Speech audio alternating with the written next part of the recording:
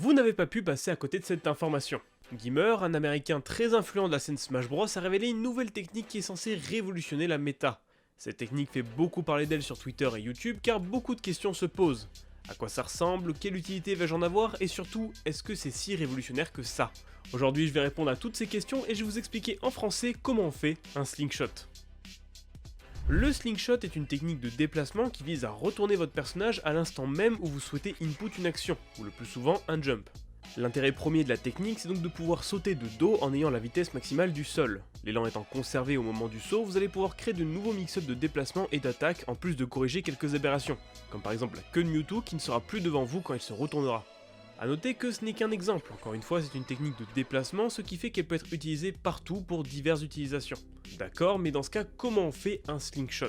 C'est en fait plutôt simple. Dans Smash Ultimate, lorsque vous courez dans une direction et plaquez le stick dans la direction opposée, votre personnage va faire 2 dashs. Par contre, si vous plaquez votre stick dans la direction opposée mais vers le bas ou le haut, votre personnage va seulement s'arrêter sans rien faire de plus.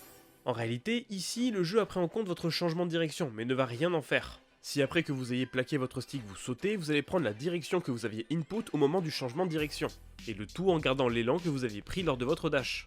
Pour résumer toute la manipulation, courez d'un côté, plaquez votre stick du côté opposé en diagonale basse ou haute et appuyez sur saut.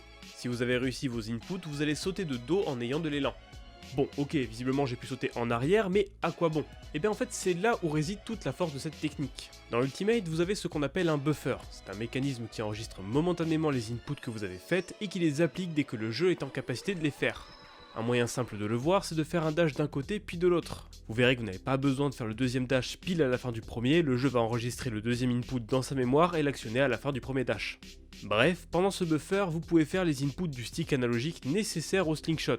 Dès que le jeu les aura pris en compte, vous n'aurez plus qu'à timer correctement votre saut et vous allez effectuer un slingshot. Si c'est pas encore clair, je vais vous donner un exemple concret. Admettons que je joue Roy et que je mette un jab sur mon adversaire. Pendant que le coup s'effectue, je peux déjà buffer les inputs nécessaires avec mon stick. De cette manière, dès que je ne serai plus dans mon lag, le jeu va directement me retourner et je n'aurai plus qu'à appuyer sur saut au bon moment pour effectuer un slingshot. Je le reprécise une dernière fois, mais le saut doit être timé dès que vous sortez de la fenêtre de buffer, donc dès que votre personnage commence à dasher. Un bon moyen de savoir si vous avez bien input, c'est de regarder quelle animation de saut votre personnage a fait. Si vous sautez avec votre animation de saut vers l'avant, c'est bon. Si vous sautez avec l'animation de saut à l'arrière, c'est que vous avez raté. Désolé pour cet aparté, mais la notion de buffer est extrêmement importante, donc gardez-la en tête. Une fois que vous maîtrisiez cette technique, on va pouvoir parler de ses différentes utilisations, car c'est à partir de ici que Gimmer fait une distinction entre le flickshot, le holdshot et le fullshot. La première technique s'appelle le flickshot, ça consiste à faire un slingshot et, une fois en l'air, de décider ou non d'influencer son drift avec le stick. Le stick étant revenu à la position de base, vous allez pouvoir vous donner un boost supplémentaire à votre vitesse ou au contraire changer de direction si votre personnage le permet.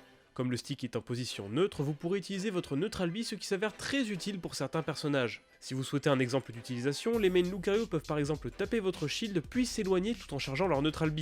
Ainsi ils vous laisseront du terrain mais mettront une pression supplémentaire en plus de charger leurs ressources.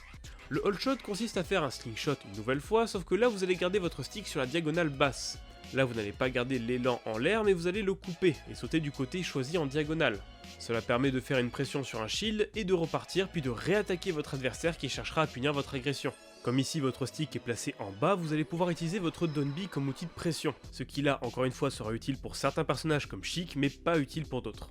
Pour faire un full shot, faites une nouvelle fois un slingshot sauf qu'au moment de changer de direction au niveau du stick, vous faites un demi-cercle pour rejoindre la diagonale basse. Ce demi-cercle va vous permettre de sauter du sol avec déjà un peu d'élan. Cet élan va pouvoir aider les personnages avec peu de drift en l'air et qui ne peuvent donc pas utiliser le hold shot. En plus de ça, le full shot vous fera mettre votre stick sur le côté. Ainsi vous pourrez utiliser votre side B, ce qui s'avérera beaucoup plus utile à des personnages comme Corrin. Maintenant, c'est à vous de voir laquelle de ces trois techniques sera la plus profitable pour votre personnage. Pour vous donner encore un exemple, les joueurs de Mars vont pouvoir utiliser le flickshot pour conditionner à shield puis être au parfait endroit pour mettre le tipper de leur Neutral B pour vous shield break. Tandis que d'autres auront moins de capacité mais pourront s'en servir pour être plus safe et plus ambigus sur leur approche. Bien sûr, cette technique étant toute récente, il y a fort à parier que de nouvelles choses seront découvertes au fur et à mesure. Maintenant, est-ce que c'est si révolutionnaire que ça? Honnêtement, je ne pense pas. Tout d'abord, car tous les exemples qu'on a pris permettent une pression sur un ennemi qui tenterait bêtement de punir une agression sur son shield. Sauf que dans Smash, on n'a pas que ça comme option. Déjà, les up B auto shield un peu graves vont pouvoir se régaler à punir la technique, tandis que d'autres vont pouvoir simplement dashback ou roll pour se sortir de la situation. En plus de ça, rien de nouveau, ça existait déjà d'attaquer le shield de son adversaire avec un move safe et de s'en aller avant que ce dernier puisse punir. Par contre, là où selon moi la technique va prendre tout son sens, c'est qu'elle facilite pas mal de choses. Étant donné que la fenêtre d'action est plus large et peut être bufferisée, ce sera beaucoup plus simple pour vous de faire par exemple des jab back air.